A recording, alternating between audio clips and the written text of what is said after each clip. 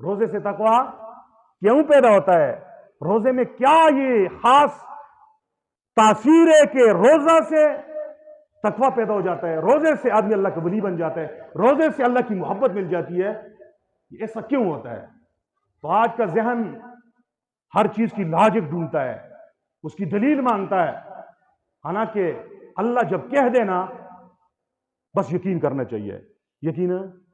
یقین اللہ نے ہر عمل پر جو وعدہ کیا اس کے اوپر یقین کرنا، یہ ایمان والے کے لیے اس پہ ایمان لانے ضروری ہے۔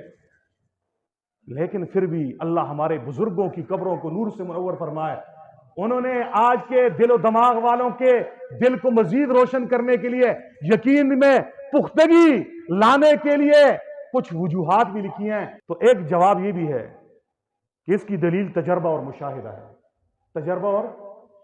تجربہ اور ہم اپنی کھلی آنکھوں سے دیکھتے ہیں کہ جو روزہ رکھتا ہے نا، روزے رکھنے سے پہلے، رمضان سے پہلے وہ پرلے درجے کا بے نمازی تھا۔ رمضان آتے ہی، رمضان میں وہ کشش ہے مقناطیس والی، رمضان نے اسے سے کھینچا جو پرلے درجے کا احمق بیوقوف، جو کبھی اللہ کے سامنے اپنا ماتھا جھکاتا بھی نہیں تھا، وہ بھی مسجد میں آ گیا۔ جو کبھی رویا نہیں کرتا تھا، اس کی آنکھوں میں بھی آنسو آ گئے۔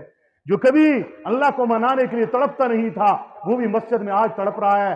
یہ تجربہ، یہ مشاہدہ بتا رہا ہے کہ روزے میں تاثیر ہے تقوی کی۔ مشاہدہ اور تجربہ اس بات کی دلیل ہے کہ جو بھی روزہ رکھے گا اس میں چینجنگ آئے گی، تقوی آئے گا۔ اگرچہ بات یہ ہے کہ ہمیں سمجھ آئے یا نہ آئے، لیکن اندر اندر سے تبدیلی آ رہی ہوتی ہے۔ ایک دوسرا جواب حضرت امام غزالی رحمہ اللہ نے دیا ہے۔ امام غزالی رحمہ اللہ فرماتے ہیں انسان کے اندر دو چیزیں ہیں، ایک روح ہے اور ایک جسم ہے۔ کہتے ہیں جسم میں اللہ نے بہیمی صفات رکھی ہیں، جانوروں والی ساری صفات جسم میں رکھی ہیں۔ جانور یہ چاہتا ہے کہ ہر وقت کھاؤں، اور انسان کا جسم بھی چاہتا ہے ہر وقت کھاؤں۔ جانور چاہتا ہے کہ ہر وقت جنسی تسکین پورے کروں، انسان کا جسم بھی چاہتا ہے کہ ہر وقت جنسی تعلقات، جنسی تسکین حاصل کروں۔ جسم کے اندر یہ چیز رکھی ہے۔ روح کے اندر اللہ نے فرشتوں کی صفات رکھی ہیں۔ فرشتے ہر وقت تسبیح و تحمیل میں ہوتے ہیں، ان کی غذا ذکر ہے۔ روح کی غذا بھی کیا ہے؟ ذکر ہے۔ کیا ہے؟ ذکر ہے۔ فرشتے شادی نہیں کرتے، بیاہ نہیں کرتے، روح بھی شادی بیاہ۔ فرشتے سوتے نہیں ہیں، کوئی قیام میں، کوئی رکوع میں، کوئی سجدے میں، ہماری روح بھی سوتی نہیں ہے، جسم سوتا ہے۔ امام غزالی رحمہ اللہ فرماتے ہیں 11 مہینے میں نے اور آپ نے اپنے جسم کے تقاضوں کو پورا کیا، خوب کھایا، خوب پیا، خوب جنسی تعلقات پورے کیے، اپنی روح کو کمزور کیا۔ روح کو غذا نہ دی۔ روح کی غذا سجدے ہیں، روح کی غذا روزے ہیں، روح کی غذا اللہ کی اطاعت ہے، روح کی غذا نبی کریم صلی اللہ علیہ وسلم کی سنتوں پہ چلنا ہے، روح کی غذا شریعت پہ چلنا ہے۔ ہم نے اسے چھوڑا، روح کمزور ہو گئی۔ فرمایا رمضان کے روزے اللہ نے اس لیے فرض کیے، 1 مہینے کے لیے کھانے پہ پابندی لگ گئی، پینے پہ پابندی لگ گئی، حلال بیوی پہ پابندی لگ گئی، قریب نہیں جاننا، جسم کو کمزور کر رہا ہے اللہ رب العزت۔ اور روح کو طاقت دینے کے لیے اللہ نے فرض نمازوں کے علاوہ تراویح کی نماز کے 20 رکعت بھی دے دی ہے۔ ساتھ ساتھ قرآن کریم کی تلاوت، صحاوت، نیکی کے اور بہت سارے کھاتے، اس کے فضائل بتا دیے۔ ان فضائل سے روح کو تقویت دینا مقصود ہے کہ روح طاقتور ہو جائے اور جسم کمزور ہو جائے۔ اور یہ کمزور جسم یہ سواری ہے اور روح سوار ہے۔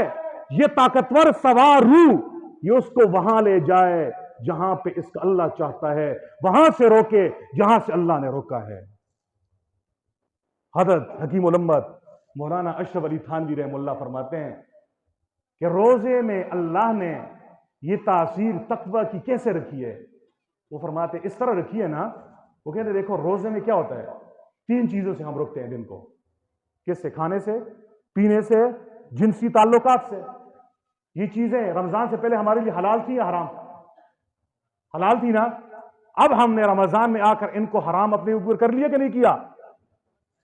تو حضرت تھانوی رحمہ اللہ فرماتے ہیں حقیقت صوم، روزے کی روح یہ ہے کہ روزہ رکھ کر اس تصور کے ساتھ روزے کو گزارو کہ جب میں نے اللہ کے حکم پر حلال بیوی کو چھوڑ دیا، دن میں قریب نہیں جا رہا، حلال کھانا پڑا ہوا ہے کوئی نہیں دیکھ رہا، نہیں کھا رہا، ٹھنڈا پانی پڑا ہوا ہے نہیں پی رہا، تو اس تصور اور اس سوچ سے انسان میں ایک جذبہ پیدا ہو جاتا ہے کہ وہ پھر اس بات پہ آ جاتا ہے کہ جس اللہ کے کہنے پر میں نے حلال چیزیں چھوڑ دی ہیں تو اس کے کہنے پر حرام چیزیں میں کیوں نہ چھوڑوں، اس سے وہ حرام سے بھی باز آ جاتا ہے۔